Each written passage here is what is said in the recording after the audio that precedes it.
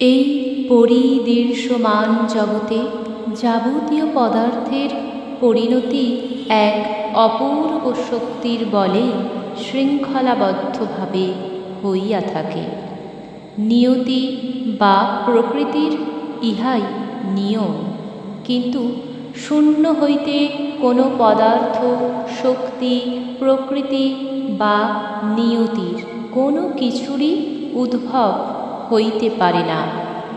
এই সৃষ্টি রহস্যের পশ্চাতে আছে আমাদের ধারণা ও বিচার বিতর্কের অতীত একটি অব্যক্ত ও অনির্বচনীয় কারণ। সেই কারণই পরম পুরুষ ঈশ্বর। কোনো কোনো যুক্তিবাদী বলিতে পারেন যে প্রকৃতি বা নিয়তি স্বতই প্রকাশিত হইয়াছে। ইহার জন্য আবার একজন ঈশ্বরকে কল্পনা করার আবশ্যক কি?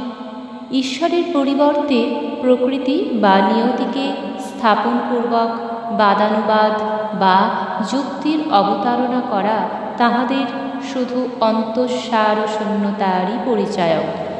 ঈশ্বরকে আমরা দেখিতে পাই না বলিয়া তাহার অস্তিত্ব অস্বীকার করা যুক্তিসঙ্গত নহে। রাত্রিতে আমরা অসংখ্য নক্ষত্র দেখিতে পাই, দিনে সূর্যলোকে তাহারা অদৃশ্য থাকে।